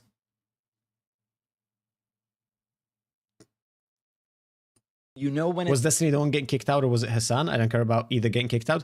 Hassan was a keynote speaker and Destiny was getting kicked out. But Destiny has also been saying shit like... a while ago, Hassan was given another one of these interviews, which is just basically good PR for him by journalists. And Destiny immediately in DGG chat was linking to it and saying, just as a heads up, I'm going to be doing mass harassment campaigns on every single journalist who gives this guy free interviews from now on. Which I feel like, if I'm organizing an event, and for whatever god fucking forsaken reason Hassan is there, I'm aware, assuming that the VP is aware, of Destiny saying something like, I'm gonna run mass harassment campaigns on every single journalist who gives this guy a free interview, I probably don't want Destiny in there. You know what I mean? I just wouldn't want Destiny in there. But I wouldn't want Hassan in there either. I think Deepak had something to say about this. it starts that way, it's going to be good. Listen, the Democratic Party is showing the early signs of the same disease that destroyed the Republican Party. I've got so many friends on the left texting me and saying, David, we're not going to allow the same thing to happen on the left that Trump did to MAGA, that Trump and MAGA did to Republicans, are we? Republicans, back in 2010, their leaders laughed at the Tea Party. Conspiracy theorists, they're Thank you for the tweet, Cheeto. Let me pull that up immediately. Main monitor, Cheeto gets that privilege. Also, I will, once again, now that we've got more people in here, I will bring this to everyone's attention.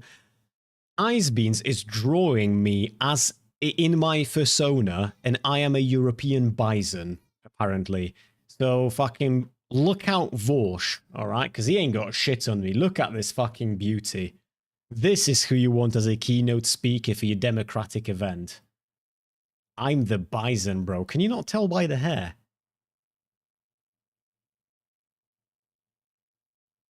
Bisons are too cool. That is why I'm one of them, Amenax, because they're absolutely fucking gorgeous. And Goro, this was inspired by you, and you see the little rat here and everything. This was inspired by that amazing fan art that you've made for me. That's in my Discord. Beans, this is a work in progress, and Beans is gonna. When Beans is done with it, I'll at everyone with it as well. It is genuinely fucking cool. What happened to KrysSpeaks even? That's still a thing, but that's not. Piłsudski wasn't a furry, you know. Furry. I never know how to pronounce that word. So that doesn't really count. Is the college democratic event today open to the public? Smiley face. And this is quote tweeting Yeet saying Hasan responds to chatter suggesting Destiny is trying to ride his wave. Like Destiny is trying so hard to ride your wave, Lamau. Why you let him ride for free? What the fuck? You so stupid sometime? Ride what wave? He is a known sex pest and an ultra Zionist. Why did Yeet censor sex pest? I thought this was going to be like a new slur for me when I saw the double censor. Who is literally on the losing end of these primary battles over and over again because he has positioned himself as like the anti-me. He's also far too repulsive for even some of the biggest demons in the Democratic Party to like openly align with. I mean, he's probably... That's actually true. I would make that same statement about Hasan, but that is genuinely true. I feel like if actual politicians align with these people, I'm not trusting that politician. It's just insane that it seems like it's just one of them that's being treated that way. Probably made some inroads with like the Bulwark people or whatever, but ultimately most people find him to be a repulsive monster. He's trying to be you now, dude. Would it be me by what? Okay, so and in response to this, Destiny saying, is the college democratic event today open to the public? ? Smiley face. There is another thing that I was curious about, but I don't even know how to begin looking for this. Was this, so my default assumption was challenged last night by somebody saying something that I thought was so obvious that I never cared to ask that question. In that event, was there going to be a Q&A? Because I was operating under the assumption that there always is a Q&A. But I've been made aware by following this sort of tangentially while I was at work that that might not actually be the case. It might be an event where by the end of it, you don't get to ask questions. I don't think this is necessarily maybe an end-all be-all, but I feel like if this event wasn't going to do a Q&A, and Destiny's trying to get in there, then the assumption is going to be that he's going to shout at Hasan, in which case I feel like it's all right to not let him in. I would challenge Hasan being there to begin with, but you know what? It's that you do you. It's fucking freedom of speech or some bollocks. But if it does do a Q&A, I feel like, I don't know, bro. The idea that you're not letting someone like this in there because he might ask Hasan a question that Hasan's not going to be able to answer because he's fucking atrocious at any form of confrontation, that rubs me the wrong way. Right, internet trolls, they're not going to do anything. I don't think and so, then the Slippy. Tea Party I don't think so. Took over local organizations, threatened primaries, built their own media universe, and eventually... This is not the type of event where there's usually Q&As, as far as I know. In that case, I don't think that's the idea being expressed at all. They just don't want bad PR. Wait, sorry, Leonard. Can you? There's something missing. I don't know what you're saying. Could you rephrase that for me?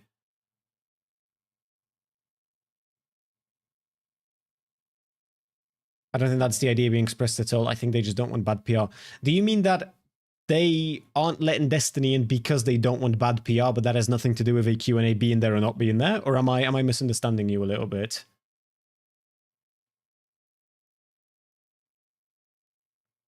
You just said the sentence, if they're trying to avoid someone asking Hasan questions, and that's not the idea anyone has said. That's why I'm asking if there was a Q&A there or not. Because if there was a Q&A, and the Q&A happens, but Destiny's not allowed in, then I'm assuming that Destiny's not allowed in because during that Q&A, he's going to say something that these people do not want. As far as I know, Destiny wanted to be there specifically for Hasan, so my assumption is that he would have asked Hasan a question that they don't want him to, like they don't want him to interact with Hasan at all. Does that make sense? There's a big difference between a guy asking challenging questions and a guy harassing people.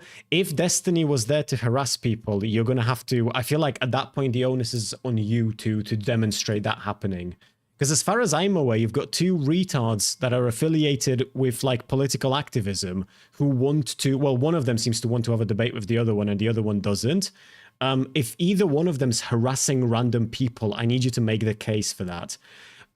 But I actually know, because I know what you're saying. No, you're going back to this, right? The harassment campaigns. I am with you on this. I just don't know if these people are aware of this message. You know what I mean? Because I'm with you principally. Like, this is, you have to be, can we just for a sec appreciate that you have to be a legitimate fucking retard to say this? Just for a moment. Just as a heads up, I'm going to be doing mass harassment campaigns. Are you an imbecile? I mean, we know the answer to that, right? We all know the answer to that. This is fucking... the notion of you saying this, bro. Then you just assuming the worst case scenario about the org? Well, no, but that's... If you... Hold on. Ergi, I think you're not following me. If this is why he's not allowed in, then this means that these people have to be aware of him having said that, right? In which case, why in the back and forth, the VP would say, we're worried you're going to yell some shit towards Hassan. I feel like I, at that point, would say, hey, I'm aware of you saying that you want to run mass harassment campaigns on journalists, and I don't feel comfortable with you being here. So I would at that point, and at that point, that's it. You are fucking banned from that place. Because they've seen the DMs. Darius said they were coming. So one other clarifier, because I don't watch anything Destiny related anymore. When you say Darius, is that the same Darius that's always been there? Or is there another Darius now as well? Because sometimes I hear a name and I'm thinking, it's that fucking idiot. But it turns out there's a new fucking idiot on the horizon. Or is it just the same Darius as always? Legendary retard is not hard enough. You have to go harder. I feel like legendary retard, Leonard, is also... It's one of those where I don't know if I can go harder. I can call him slurs and shit like that, but for you to be... Do you know how stupid you have to be for you to be a legendary retard, Leonard? Do you know to what point you have to have dipped in my head of like how I see you for you to be a legendary retard? A legendary retard is like Tectone is a legendary retard. Your kid glovesing it? Not on purpose. I just don't know what other way to describe this. It's fucking deranged. It's unhinged. The notion of you saying I'm gonna run mass harassment campaigns warrants deplatforming. Beyond that, I don't know what I don't know how I can insult him accurately for being this fucking stupid. I want to be called that. What, a legendary retard? No, because I don't mean it in an endearing sense. Like when somebody called President Sunday an autistic cruise missile, that was an endearing insult. What's the link though? It's a link to Hassan being given an interview by a journalist, which is like very pro Hassan. So it's not a challenging interview. But I don't understand why challenging interviews aren't a necessity, right? Not every interview has to be challenging. Now, I prefer watching the ones that are, but not every interview is designed the way the one with Libs of TikTok and Lauren Taylor? Chido, who am I thinking of? The journalist who outed Libs of TikTok as Chea. Not Luma, you fucking idiot. Taylor Lorenz, thank you, Chido, yeah. That was a really fucking good interview. I really liked that interview, but not every interview has to be like this, right? Not every interview has to be hostile. There are the notion of interviews that are supposed to sort of like prop you up. That's like a very real thing that happens. It's a normal thing. So Hassan was given one of those interviews where he was given softball questions, essentially, and Destiny is in here shitting his pants, saying that he's going to do mass harassment campaigns on every single journalist who gives him free interviews from now on. What the fuck, bro? He never gets any other interviews. He never gets challenged. I feel like you still shouldn't be doing, like, you shouldn't be doing mass harassment campaigns. But even before that, you shouldn't be saying you're going to be doing mass harassment campaigns. Because if you say you're going to do a mass harassment campaign and you do a mass harassment campaign, that just makes you a fucking idiot. And if you say that you're going to do a mass harassment campaign and you don't do a mass harassment campaign, that arguably makes you a bigger fucking idiot. It sounds half endearing. I didn't mean it half endearing, Leonard. This is, again, this is like grounds for deplatforming. You saying shit like this is fucking deranged. Makes you a criminal, not just an idiot, by the way. It's illegal. Probably. Yeah, I imagine. It makes sense for it to be. But just even legality aside, it's just such a... It's such an optical fucking... I don't know. I just don't know how to describe this to accurately reflect how fucking idiotic you have to be to say shit like this. Which then again, I suppose with, you know, when you've got somebody like Dan in your corner, where's the bottom, really, you know? Where's the bottom of the barrel? Trump should deport Hassan and Destiny on some remote Pacific island together. Bro, a reality TV. Fucking, what's that movie with Jim Carrey where he is, like his entire life is being televised, but he's not aware of that. He doesn't know it's happening, and then it progressively becomes, like he progressively becomes more and more aware of it. Truman Show. Yes, thank you, Doctor. A Truman Show style of Hassan, Destiny, and Asmongold on the same island together, I'd probably put an unhinged amount of time into it. Oh, a classic. It is a... If anyone in my audience hasn't seen The Truman Show, go ahead and watch it. It is genuinely a good movie. Repurposed Epstein Island. If we're doing like a repurposed Epstein Island, I'm putting different people on that island together. Imagine if they put train. Do you know what they should do, Leonard? There should be like a train station where there's a different guest for the weekend every week, and it's like a rotation of train, XQC, Mike from PA, fucking somebody, Tectone, you know, and it's like, it's a different unhinged, but a different type of unhinged every weekend, and it's just endlessly you observing what the fuck happens there. Clavicular is having a rough one right now, bro. Clavicular went through 2 plastic surgeries only to get rejected by every girl in Europe, to a point where he was coping so badly he had to invite his American friend to fly. He had to fly his American friend out there, and then started coping about Americans having better genes. That's why they don't reject him. Fucking rough shit. Hopefully you don't get Nux Stacker while carrying there. Nux Stacker would absolutely be on one of those trains. But sorry, back to the DS, not the DSA. I'm doing it again. Back to the event, the College Democrats of America Convention, CDAC just sounds like I'm thinking of that music band, but I've forgotten some of the letters. Wow, Chris wants to put Jewish VTubers in trains. At least one of them. But yeah, what a fucking stupid thing happening.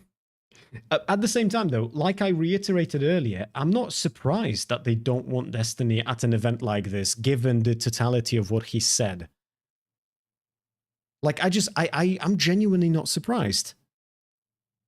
Like, how could you be? What rubs me the wrong way is if this is affiliated with with the actual Democratic Party. But then what rubs me the wrong way isn't Hassan not being allowed in. It's not Destiny being not allowed in. It's Hassan poisoning the air with his presence. But that's an assumption, because I was thinking that it is linked, but I don't fucking know that. It's some fucking college event. It's like Jordan Peterson used to go to those. Those weren't affiliated with actual fucking politics.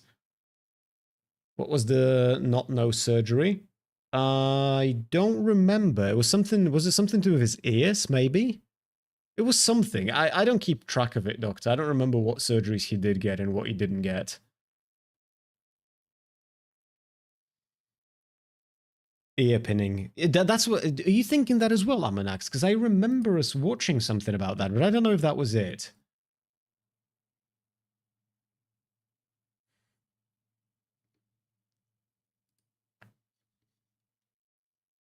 But if that was it, then ear pinning and the nose job.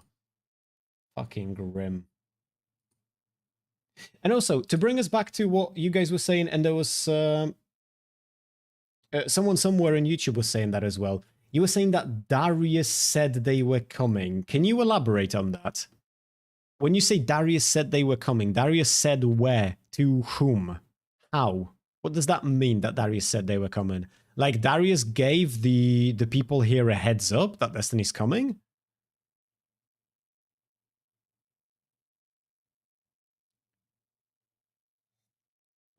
This actually isn't a complicated issue. Hassan was a guest speaker. A guy who has made open threats of violence and harassment has announced he's coming to the event with a known criminal to disrupt the event. You get kicked out if that happens. I am with you on that at all. I'm just missing links to get to that. When you say with a known criminal, is that Darius? Is Darius a known criminal? Am I... In Darius' stream, Hassan snarking was the title. What? Okay, there is no case here. There is no case. I didn't know that Darius was a part of this. I didn't know that Darius made a stream announcing it happening and that he was... Fucking idiots. I don't understand. Whoever's left in DGG, I do not understand them. Leonard, do you have anyone left that you're connected with in the DGG that can, like, give you a peer behind the curtain? Because I just don't get it anymore, man.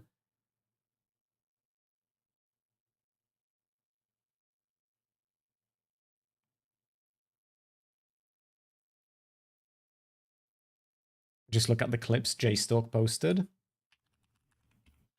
I do not mind doing that. For full context streamer, man. Well, clips in full context is a bit, you know, one sort of denies the other, but I know what you mean. I know what you mean.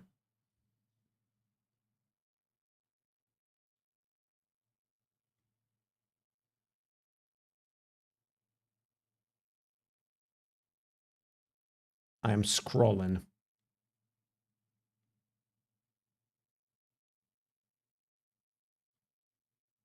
I am scrolling.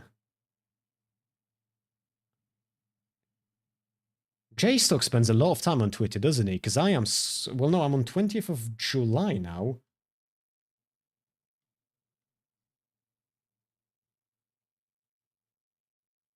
Oh, okay. Hold on. Hold on. 20th of July. Is this before or is this after? Okay, so this is after.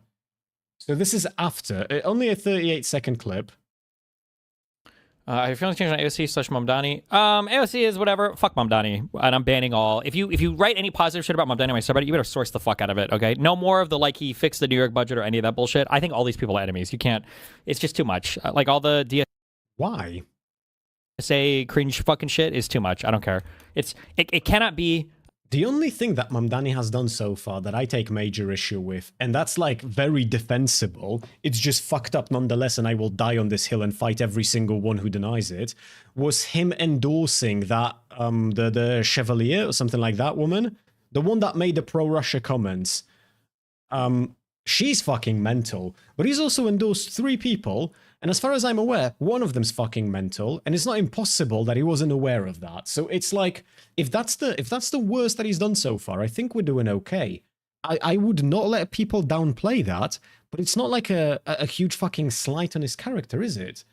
Until I see anybody, the only reason why I let AOC slide is because she is willing to push back against the super left people. I've never seen Mamdani do it. Don't know if he would do it, but if I see him do it, then I'll change my opinion on it. But at this point... Okay, zooming down, zooming down, zooming down, scrolling. Scrolling, scrolling, scrolling. Okay, Amp's coming in with the links. Actual conservatard take. It is pretty bad. Someone was kind enough to clip the @DigitalGroundG official stream from yesterday where the volunteers got ready before going to see Hassan. I'll post the thread for them for other people's convenience. There was no Digital Ground game stream covering the CDA event. Can somebody give me the... Because there seems to be a note attached to this, which goes completely against the what he's saying. We are about to leave to go snark Hassan, guys. No. We're gonna go just hang out with the Democratic Congressmen of America. The college Democrats of America. I need to go get a little bit more clothing on because I'm barely naked. Make us all look like a dumbass. Well, I'm just curious of a couple things. Why does, out of all the heat to have for that VP weirdo, do they have the same amount of heat for? We gotta go start Hassan. For this? Or Yeah, let's go start. Come on, let's get out of here. Yeah. Are you guys ready to get out of here? You can get up. Hassan is a massive piece of shit, but whatever prayers he does must be working well because most of his major enemies are either retarded as fuck or the worst fucking people imaginable. Genuinely true error. Genuinely fucking true. And the thing is, we talk about the lefties subverting the Democratic Party, the socialists and communists coming out of the woodwork. Whose fault is that? I don't like the fact that that's happening. Whose fault is that? Because I feel like if the Democrats are such that people are suddenly looking towards socialism and being like, yeah, do you know what? We ought to give that a go. Might as well at this point. Then you've got nobody to blame but the Democrats, yourselves. And let's give socialism a go. If that's what people are choosing to want, and you can't fucking argue to save your life, and you can't do anything to push back against this miasma, if you will, because whilst you were planning on launching your media empire, you were fucking sharing nudes of random women without their consent, such to a point where now you're amidst a legal battle as a result of it, and most of the people who are a part of that media empire want nothing to do with you, then do you know what? Let's bring socialism on. What the fuck is the option here? If Mamdani's gonna do a better job than the Democrats, then we're gonna have more Mamdanis. It's just, I don't know, it's just ridiculous to me that Destiny feels like he's in a position to just talk about this evilness that's creeping in from the left. And I look at some fucking tankies and shit like that. I look at people like Hassan, and I so want to agree with him. I dislike Hassan to a degree indescribable. But it looks like he's playing the game significantly better than Destiny is. It looks like people like Mamdani are doing a better job than your average Democrat does. It looks like if he wanted to be part of the force pushing back on that, he had the opportunity to do that, and he was too busy engaging in sexual mispropriety. Go to bed? And you're like, sorry, not go to bed. Mispropriety? Impropriety, right? Mispropriety is not a word. Yeah, impropriety. You guys start getting this on? What time is the sun thing?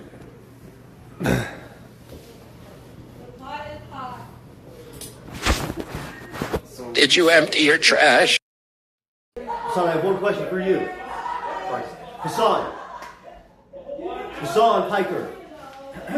Hey, H-Dog. Mr. Piker. Kaya. What's something you say? What's something you can say? Why do people watch this? Say this on, just like... What's the incentive? I don't blame Radiant for holding on to his manly essence. Too many succubus out these days. Brothel man. They don't?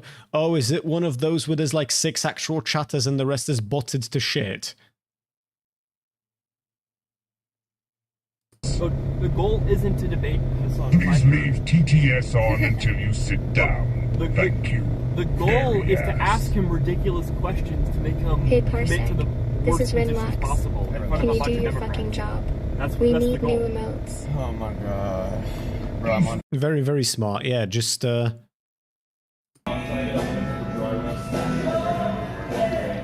will ask us, so North is going to ask some hard-hitting questions. I'm going to ask the questions that really make you think. But he's going to ask the ones that really hit down to the soul. I give you dome, he gives you body. Ain't that right? to be fair, I wouldn't want Darius anywhere near my guest speaker. I don't think I wouldn't want Darius anywhere near. Okay, all I ask is that He goes north, I go south. First. I go first. That's all I ask. That's good. He goes north, I go south. If you want to do what you are gonna do. After You this. don't know my cash app? Wait, can someone change my title of my stream not to Snarking Hassan? Just in case anyone does, I have to double check. Someone change it to Supporting Hassan. Ryan, I'd run I'm trying to like grow a small YouTube channel. Okay. I would love it if I had No, the you're trying to opportunity grow a be able big to, YouTube channel. Yes, something like that. Well, stepping stones. Yeah. I was wondering if I could do a very quick interview. Yeah, let's do it. I don't know. I think they're gonna come into a panel right now. Yeah, I have like little like clip on mics. Yeah. Let's just step aside to not be rude. Thank you so much. Dude, can we delete these messages about it saying Jew? Dude, delete negative comments and Jew messages. Unless it's... Dude.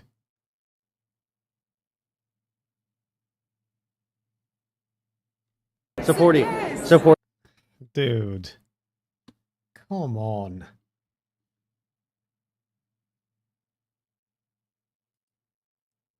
Dog, and these are the we need to prop up proper Democrats people. Oh, you Americans are so fucked.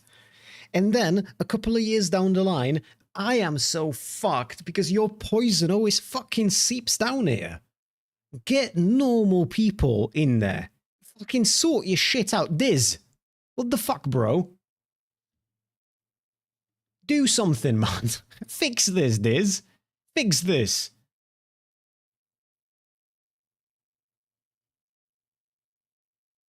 Fucking imbeciles.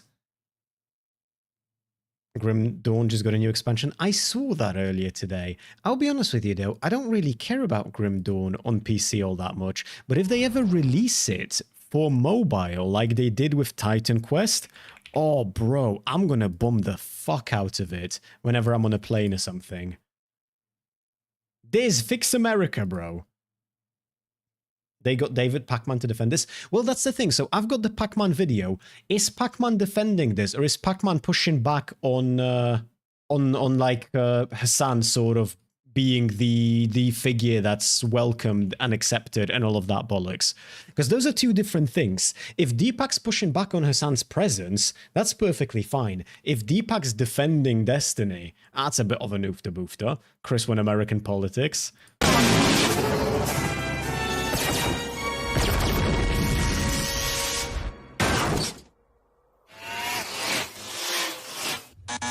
They've blown out one of our engines. Fix it, fix it, fix it, fix it, fix it, fix it.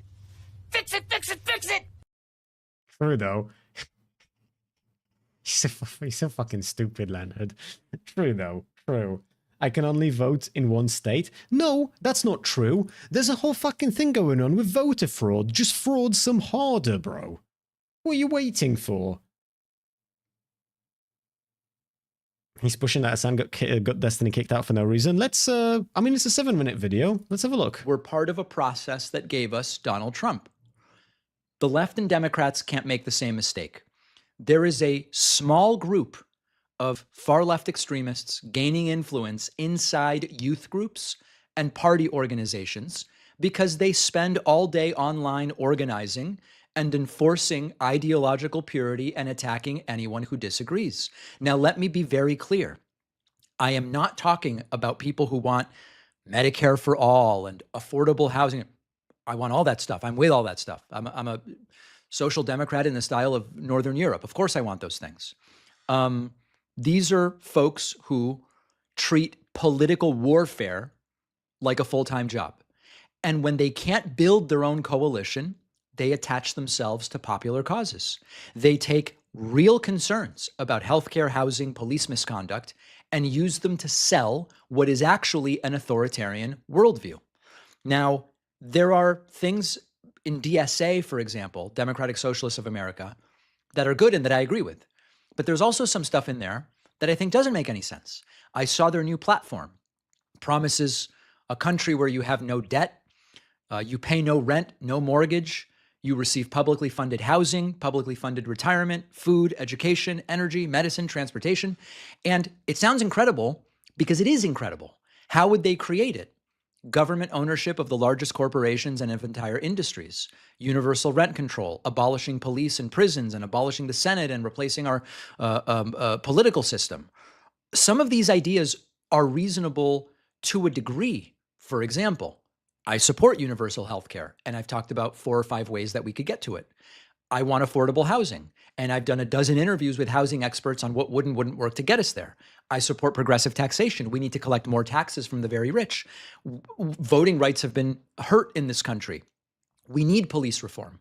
So there's elements of this that are great. Speaking of voting rights, what is it that I'm hearing from America about mail-in ballots? Is Trump actually refusing to send those out? And any social democrat like me will tell you we got to do that. But you bundle it together, and this fantasy in which capitalism, private industry, and major parts of the government simply disappear, most Americans don't want that. Most Americans understand that there is no way that you could impose that without extraordinary authoritarianism. My one hesitation about confronting this now, and why I went back and forth, is the midterms. Publicly exposing the rot could make moderate voters think the entire Democratic Party has been infected. But I don't think silence is really going to hide it. I saw a crazy thing from the weekend where there was a college Democrats convention, which I was actually invited to participate in, and I couldn't make it. Hassan Piker was dressed like Mao, and I guess Destiny tried to show up, and he was banned from entering allegedly because the Mao-dressed Piker didn't want him there. Republicans are going to put these clips everywhere. Like, people seem crazy when they see this stuff, and they are going to abolish the police and abolish. True, the bit with Mao, all of that's absolutely true. Yeah, borders and abolish prisons, as they should. To be clear, if I was a Republican, that is absolutely what I would do. That's like all the fucking building blocks that you need for like a Red Scare 2.0 are right there. And play them on a loop for 6 months.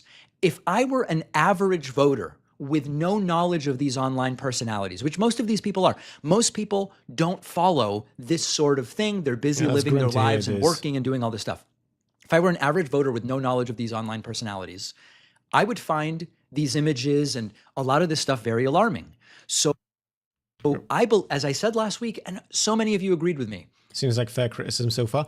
That's how I'm feeling. The only bit that I would have liked is maybe some sources, because when he's saying that, like, there's a lot in the DSA that I agree with, but there's also a lot that I don't agree with, and they're promising you free housing and no rent and like a fucking fully funded retirement fund and all of that.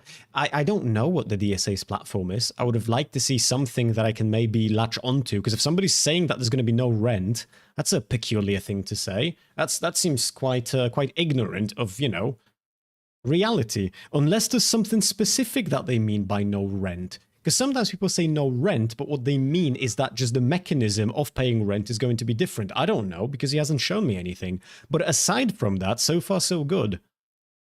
Democrats must act now and intelligently. The centrists don't really do anything, make very milquetoast fringe suggestions that you don't even really push for. Not working, okay? This other thing of like end everything, it's a sort of destructive accelerationism, that's also not going to work. So I think that what we need here are no apologetics for dictatorship, no apologetics for authoritarianism, no harassment, no anti-Semitism, no allowing online factions to decide which liberals may enter the room. What would I even have been? Well, it depends on what the liberals say, right? Because if the liberals say, hey, we're going to go out there on a snarking spree and I'm going to launch mass harassment campaign of everyone who likes this guy, yeah, shit, bro. If that's the thing that bothers the fuck out of me as well, because Deepak does the same thing that I do. That's probably why I hate it so much. I do the exact same shit. My first thing is always to be like, well, would I have been allowed in there? Or would I have been judged to be the same as Destiny? If Deepak's worried if he wouldn't have been allowed in, the only way to know is to try and get in. You know what I mean?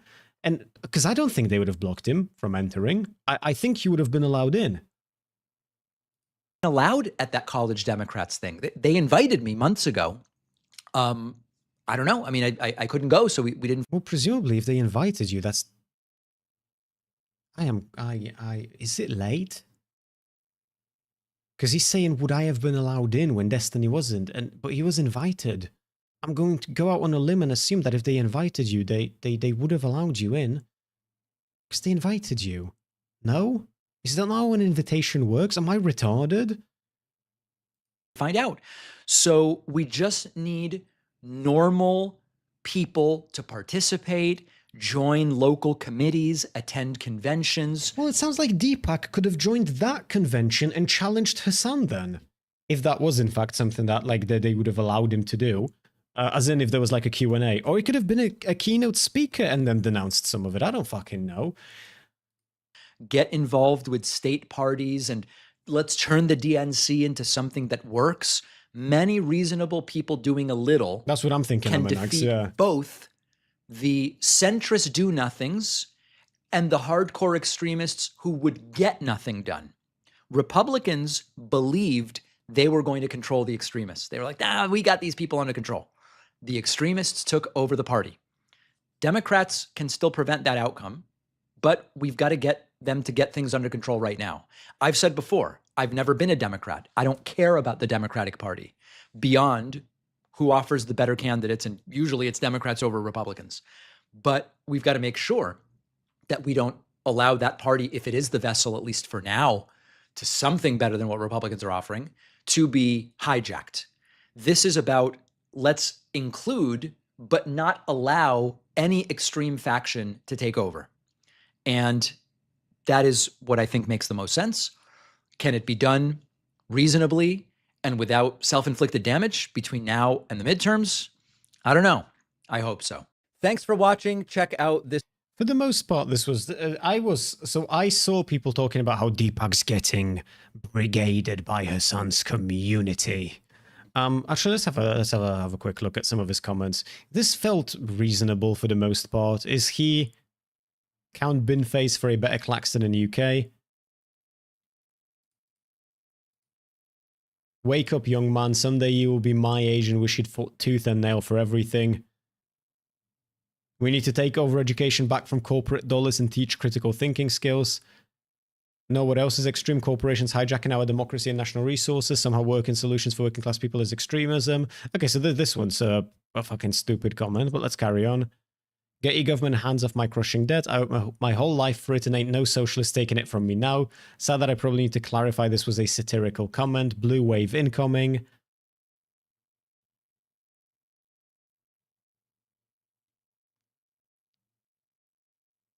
Is this... If he's getting brigaded, he's probably quite alright. I feel like I've gotten brigaded worse, and I'm a fucking 20 viewer Andy on a good day. Watch the... Oh, didn't mean to full screen it. He's gonna be fine. It will be alright. It's, I mean, there's 95% of this video is perfectly fine, and there was 5% that I have slight issue with, but... It's a great day then. Yeah, I mean, I literally mean that I got brigaded worse than what I'm seeing here.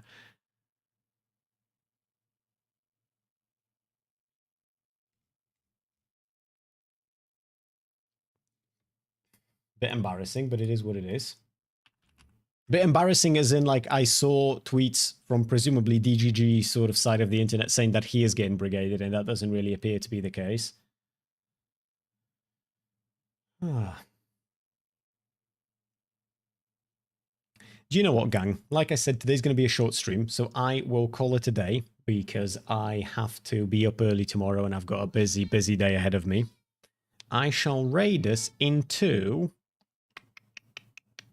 Who are we raiding, chat? Raid Coco. If I type in Coco, is that going to be someone... Coco Nuts, I'm guessing? Wait, she's playing Silver Palace? Is that game out? What the fuck?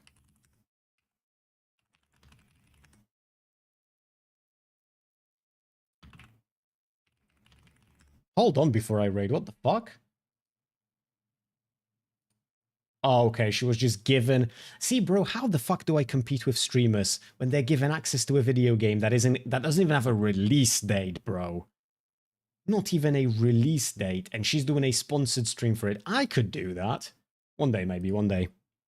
Anyway, Coco is going to be the target for the raid. Let me know how you feel about the game she's playing, because I will be playing it on stream when it releases. In the meantime, sorry for the stream being quite short today. I've got a lot ahead of me, so I can't be with you for too long, but I will be back tomorrow.